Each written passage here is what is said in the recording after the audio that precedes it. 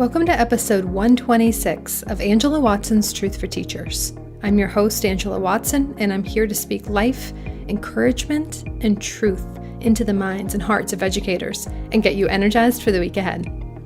Today, I'm going to share how your response to student behavior can change the trajectory of a child's life and disrupt the school-to-prison pipeline. Visit truthforteachers.com to get a transcript and links to recommended resources.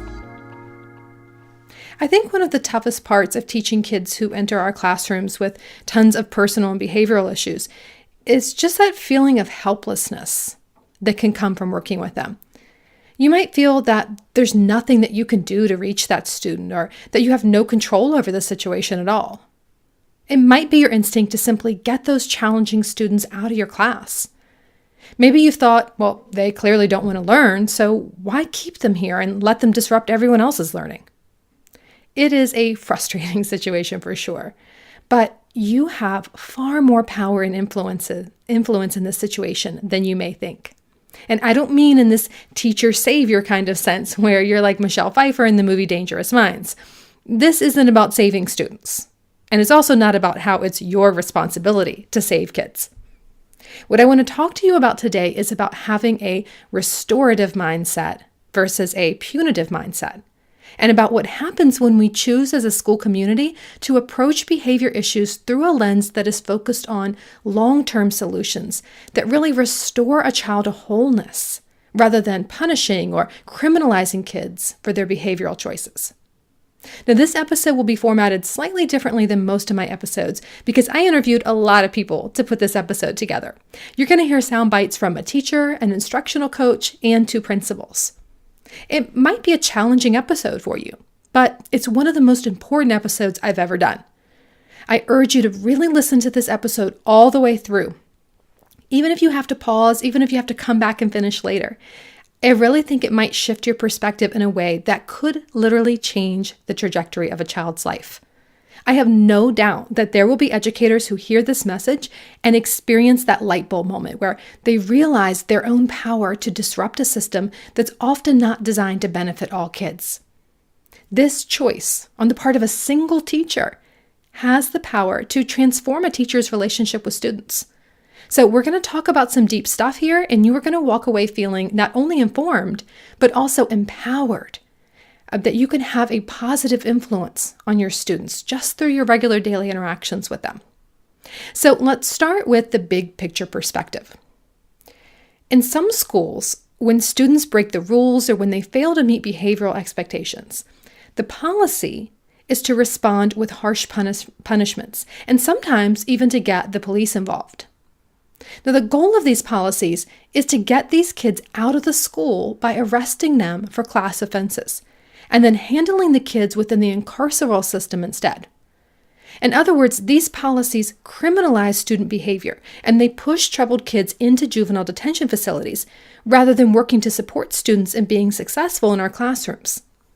This process of pushing kids out of the school and into the juvenile justice system is often referred to as the school-to-prison pipeline. Now, you might be hearing this and thinking, wait a second, this has got nothing to do with me and my teaching context. And you especially might be thinking that if you're an elementary school teacher. You're thinking, my kids don't get arrested. This doesn't happen at my school. But the disciplinary policies in elementary school are where the school-to-prison pipeline really begins. We've all heard stories of kindergartners being taken away in handcuffs for pretending to shoot each other on the playground during recess. This kind of thing happens when there are zero-tolerance policies in place.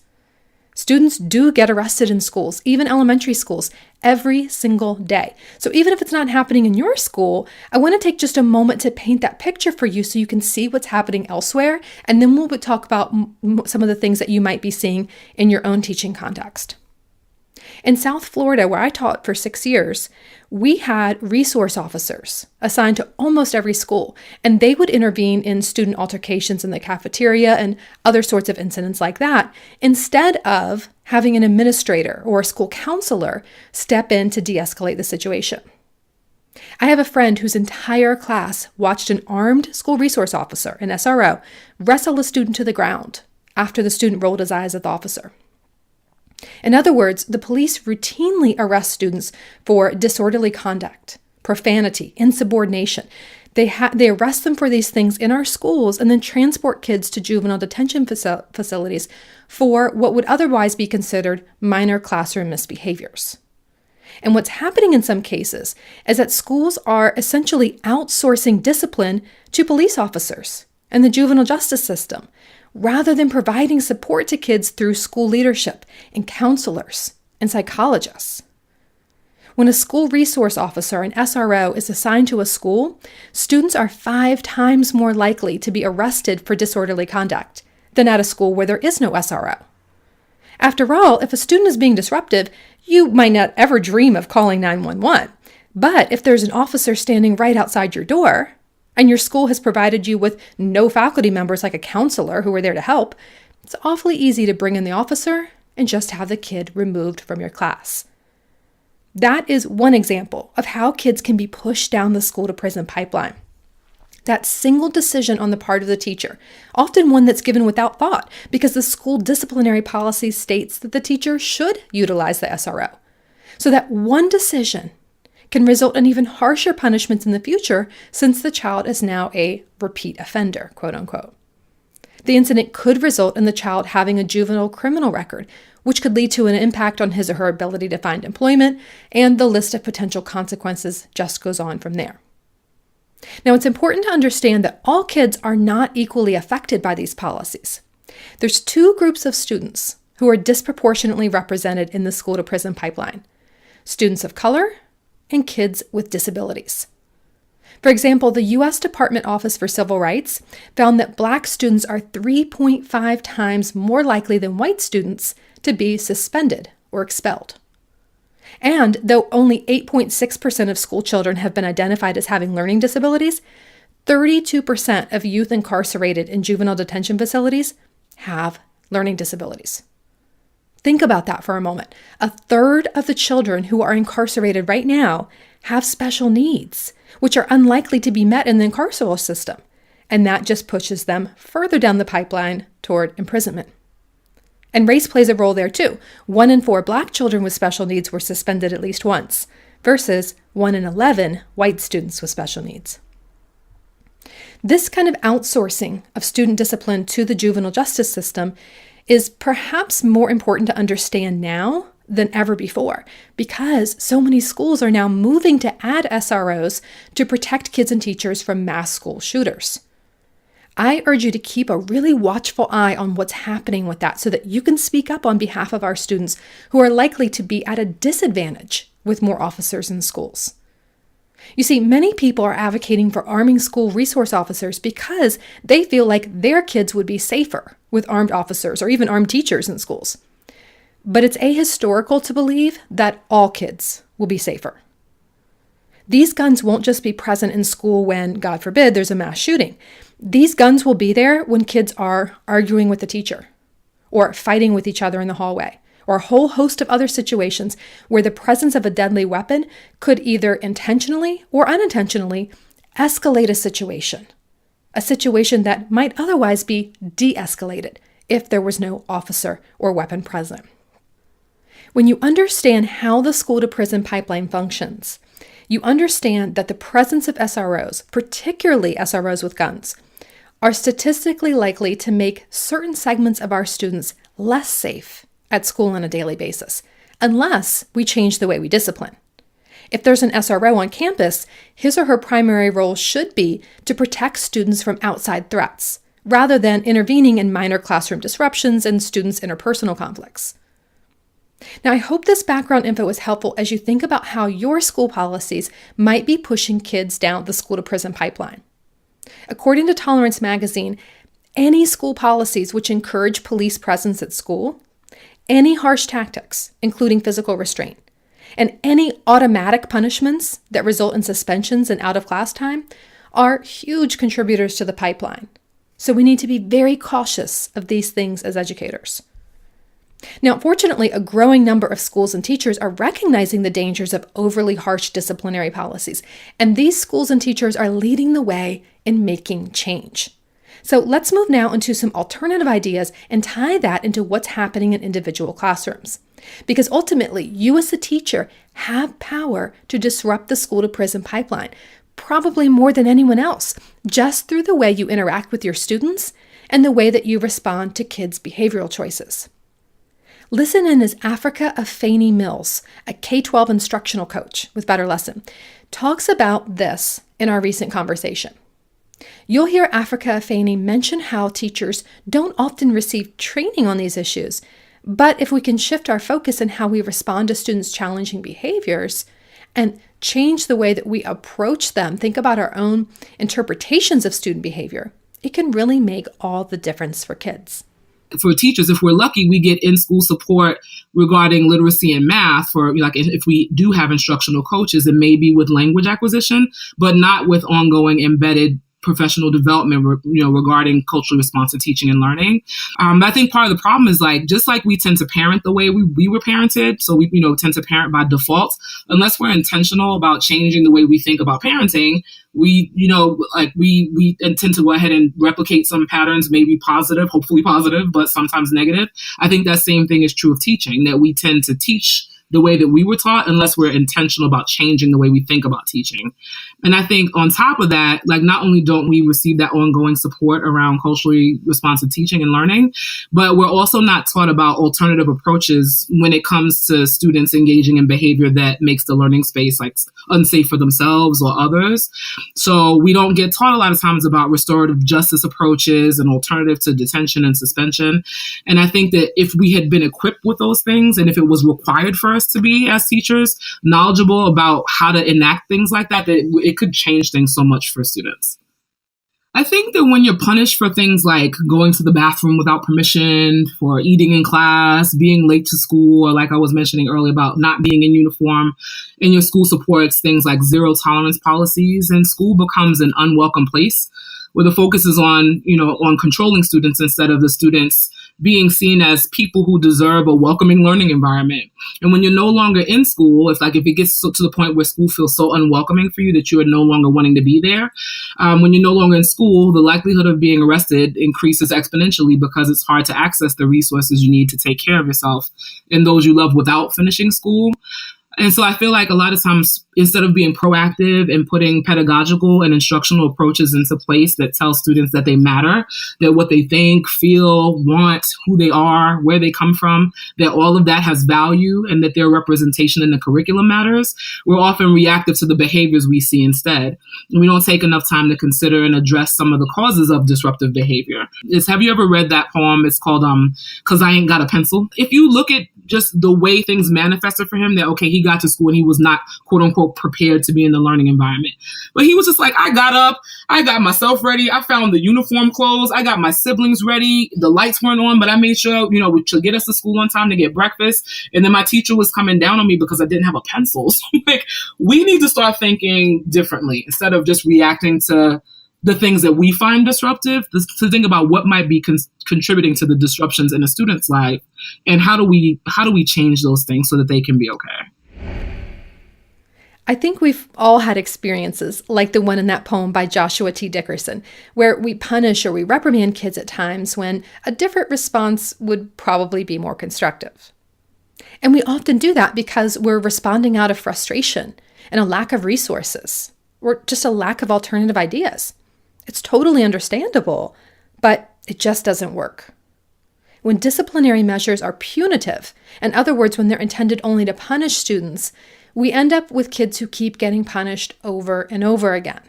They're in the principal's office by 9 a.m. every day. Punitive measures are short-sighted in most instances because they neglect to factor in that the student will eventually be returned to class. The relationship with the teacher and the other kids in that classroom will eventually need to be restored. So when we're focusing only on making kids pay for what they did wrong, we're ignoring their needs. We're simply trying to get them out of the classroom so the quote-unquote good kids can learn. When that happens, we run into this very inconvenient issue of having the kids we punished be returned to the classroom later. They come back to our rooms and we're still angry or bitter about what just happened. And even if we're not, it's awkward. It's difficult to figure out how to reintegrate a child that you just suspended. For me, it always felt like that moment after having a shouting match with your partner or your spouse. You know you've got to figure out some kind of way to get the relationship back on track because you're stuck with each other, but you don't really know what to do to fix things. Often the kids who return back to the classroom are resentful or embarrassed, and their underlying needs that caused them to act out in the first place weren't ever addressed. So the question that many educators are asking right now is, what would it look like to change our focus from the punitive model and punishing students, and instead focus on restoring that student to the classroom, restoring the relationship, and making restorations to the person who was harmed by the student's choices? These things address the underlying problems. That way the situation is not going to happen again. That's how the restorative justice approach works, and it's an extremely effective alternative to harsh discipline policies that push kids toward the school-to-prison pipeline. Here's how Victor Small Jr., a middle school administrator in Oakland, California, explained it recently in an interview over on the Cult of Pedagogy podcast. What we're essentially teaching students is your behavior has effects. Your behavior affects people. And so in order to deal with the consequences of that, you're going to have to figure out how to make things right. And so when we talk about restorative justice, we're talking about the system, that systematic idea. When we talk about restorative justice practices, we're talking about the things you're doing as adults on campus to ensure that students are recognizing that they're doing something wrong when they're doing something wrong and finding a way to make it right. Now, restorative justice is not this cut and dried system or some sort of prescribed formula that you follow. Each school has its own approach, but having a restorative mindset is the foundational element. Begin thinking about your own biases and reflecting on how you respond to student behavior, how you can do that from a place of empathy and a place of understanding of the root issue rather than just reacting from a place of wanting to punish a student for something that might feel like a personal attack. Here's Victor Small Jr. on that. If a kid, gets angry and says something to another kid, and that kid gets mad at that kid, do they need detention for that? Or do they need to just fix the problem and not be mad at each other? Probably just fix the problem and not be mad at each other and go on about their lives. Maybe it's better that you just say sorry for this one, buddy. Maybe a written apology is a good idea. Maybe you should reflect on this. They can handle that between the two students. You could facilitate that. It teaches them, hey, you have to be accountable for your actions because your actions do have impact on other students without having them sit in detention. It's really easy for us to think that students' behavior is about us, but we know it's not. We know psychologically they're not even thinking about us. They're thinking about them. Like their actions aren't happening like as an intentional thing to derail our lesson that we worked on till about midnight. They don't have sick days. They don't have bereavement leave. If someone dies that's close to us, we can take some days off and we can, deal with it. They can't. They don't have that opportunity. You got to figure in America with all of the different variables that's happening in different households that one of your kids has just had the worst night of their lives. And they come into school because they have to. And I'm going to guarantee you reacting in the most negative way to them might be the last straw for them.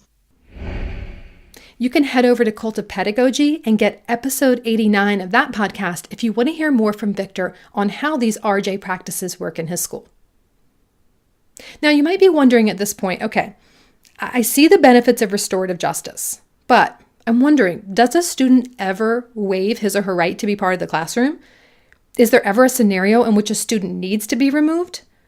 How are we going to keep teachers and kids safe at school without disregarding the rights of all kids to be in class and the rights of all kids to get an education? Here's Africa Afeni Mills again on that.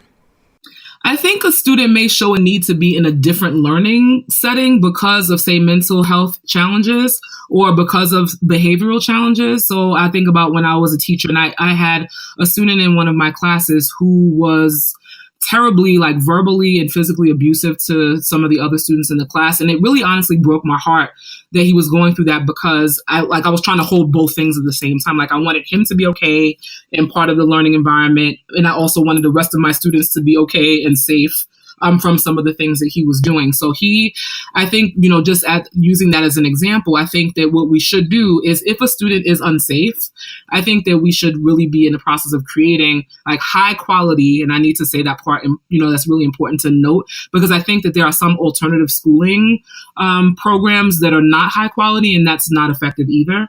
So if there are high quality alternative schooling opportunities that the students could participate in, instead of being like suspended and expelled, where they're not being isolated, but really trying to be led back into a learning community, I think that that's something that needs to be pursued. But it's not an easy answer, so I'm just going to lead with that, because I feel like it's a process of transformation that we go through in the way we think about teaching and learning, and any meaningful transformation is not going to be rapid.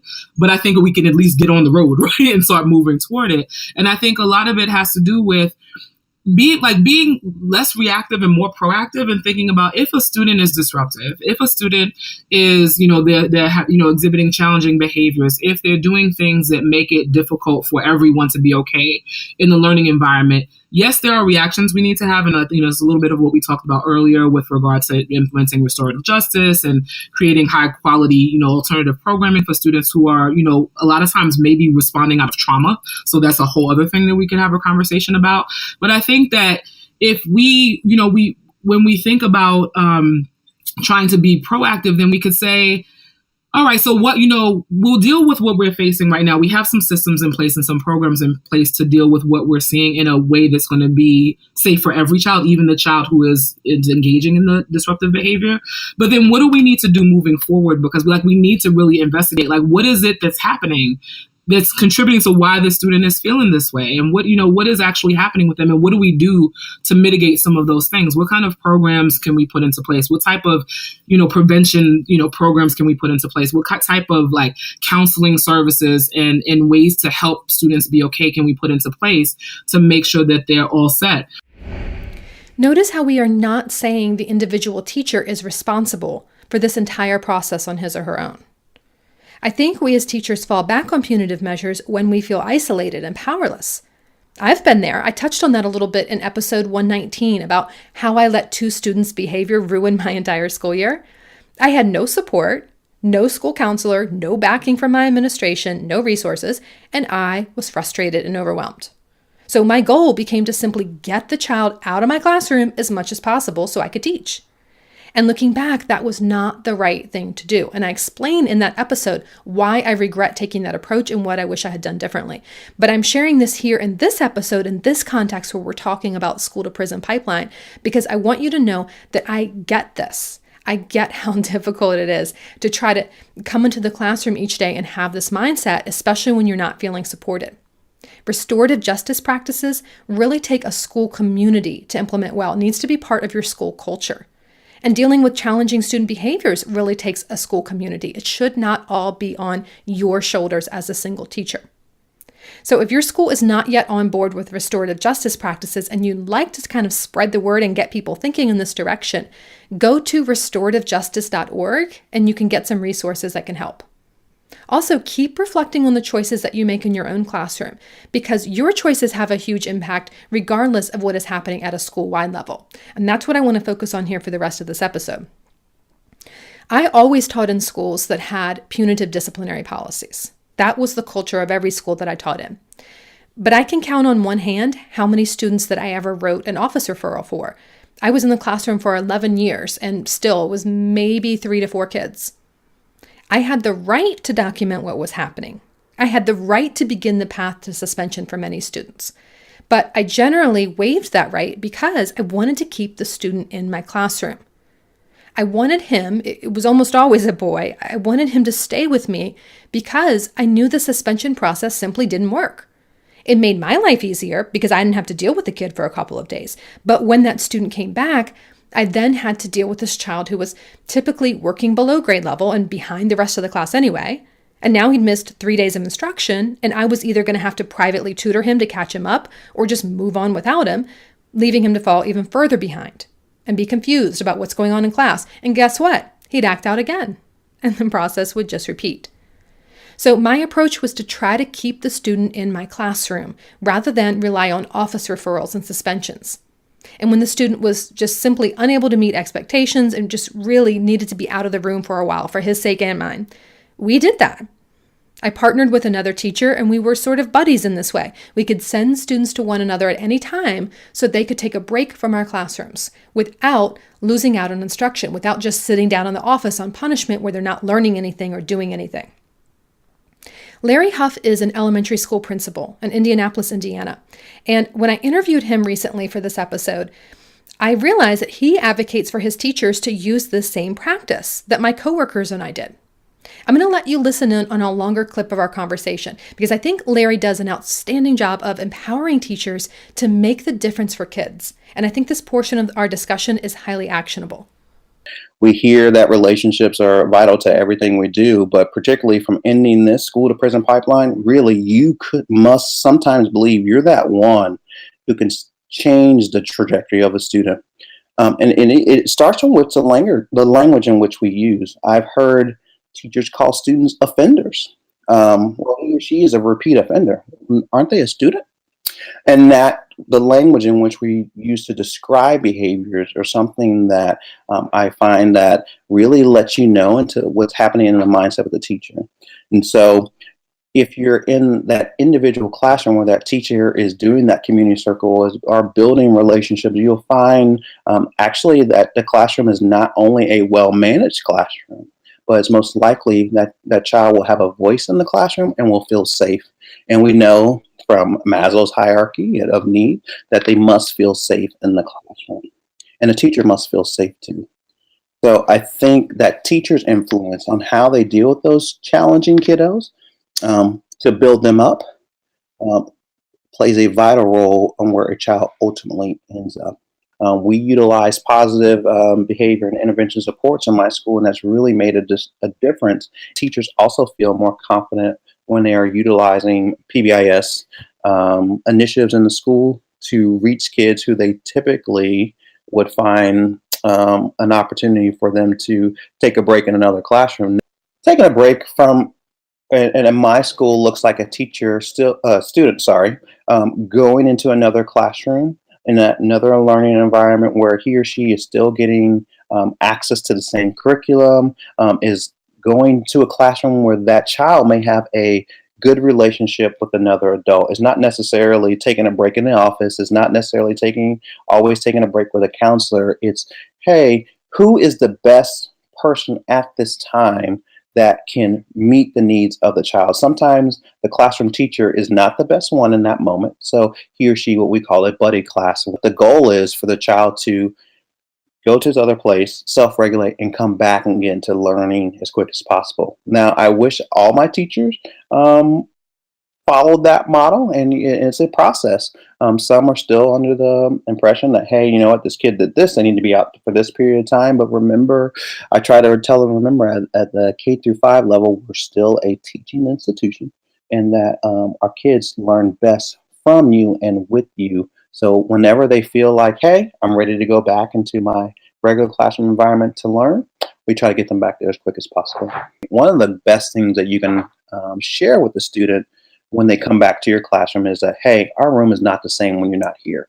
I have a phenomenal second grade teacher who always tells a student, we missed you when you weren't here. Our room is not the same. Will you come join us? What kid would not respond to that? It's like a verbal hug.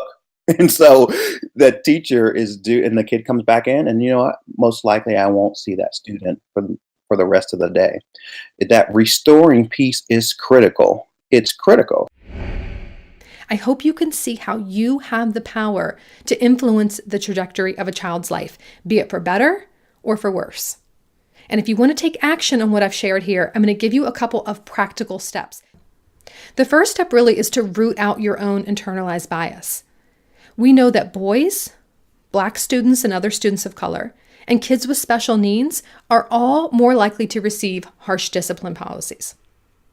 Very rarely will a teacher be aware of this bias, be aware that these groups of kids are getting punished more harshly, because it's not a conscious bias, it's implicit. You have to try to be conscious of it. Think about how you would instinctively react if you saw a very small, petite, quiet white girl push someone in the hallway, versus how you might react if you saw a large, loud black boy push someone. The way that most of us would interpret that experience is colored by bias. We are more likely to see the large black boy as a threat and want to issue a harsh correction. Whereas with a small white girl, we'd be more likely to address her in a softer way, or perhaps assume she was the victim of bullying and trying to fight back and look for ways to protect her. If that's your instinct, it doesn't mean you're racist or sexist. It means you've been socially conditioned to see black boys and white girls in very different ways. It's important to be aware of that social conditioning first and foremost, instead of just believing that we see and treat everyone exactly the same. We don't. So the next time you go to correct a student, simply be more aware of how you're responding. And notice, are you more sympathetic toward and gentle with white students, with girls, with kids in the gifted class, more so than you are with kids of color, or boys, or kids with special needs? Notice that tendency, notice that implicit bias in yourself, and work toward being more equitable. Sometimes it's easier to observe these biases by examining the language we use when we're speaking about students. When we use terms like repeat offenders for kids who get sent down to the office frequently, we're using the language of the criminal justice system. And that's a clue that we might have a punitive mindset rather than a restorative one. When we say things like, these kids can't handle that, it's indicative of limiting beliefs about what students are capable of. The foundation of the school-to-prison pipeline is these sorts of assumptions, these limiting beliefs, these biases. And the actions which come later all stem out of that. They stem out of the way that we think about our students. So the first and most important thing that you can do really is that internal work. A second thing you can do is help your school leaders become more aware of the effects of criminalizing student behavior. Share resources which explain the dangers of zero-tolerance policies, which require mandated punishment rather than allowing school administrators to handle behavioral infractions on a case-by-case basis. You can share the link to this podcast or the blog post that goes with it. You can find that at truthforteachers.com. At the end of the blog post, I'm listing some recommended articles, websites, and books which will provide data and research behind what I've shared. A third and final thing you can do to disrupt the school-to-prison pipeline is to move toward restorative discipline practices versus punitive ones. Buddy up with another teacher to have students take breaks from your rooms when needed, instead of sending kids to the office or pushing them down the path to suspension. Make it your goal to keep students in the classroom where they can learn instead of pushing them out. Hold restorative circles in your class meetings and focus on restoration rather than punishment in your disciplinary practices. Cultivate a restorative mindset rather than a punitive mindset. I'm going to wrap up the show with a takeaway truth from Principal Larry Huff. I asked him to tell me one thing that he wishes every teacher knew about their power to disrupt the school-to-prison pipeline. Here's what he told me. We as teachers have an everyday platform, an everyday opportunity, and every second opportunity to help to show a student that, you know what, you're more than just a test score, that I'm going to do everything possible to stop you from getting to this place. That doesn't necessarily mean you need to go in description about the prison, so to speak, particularly at the K-5 level. That's not our place. But I do think it's important that you use affirming language, that you let them look for a hopeful future, and you stay away from those bad habits. Well, I'm just going to say habits of saying, hey, I know where he or she's going to be 10 years from now. That there's nothing more devastating than for someone to try to predict the future of a 7-year-old.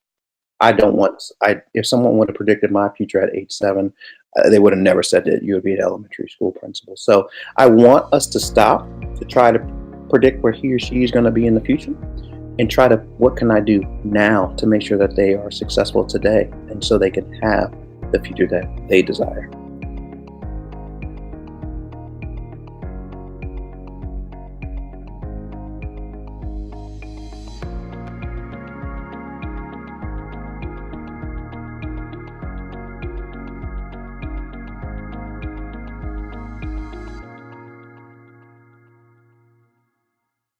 Want more than just a weekly podcast episode from me? I'd love to also send you a weekly message of encouragement via email. I'll reach out each Sunday evening with a short message that's designed to help you feel more prepared and inspired and motivated for the week ahead. It's not a newsletter or a bunch of announcements. This goes out to over 85,000 educators. So I put just as much thought into crafting this weekly written message to my email list as I do into crafting my podcast episodes. And it's entirely unique content that you won't find anywhere else online. Just go to thecornerstoneforteachers.com/subscribe and you can sign up. That's thecornerstoneforteachers.com/subscribe.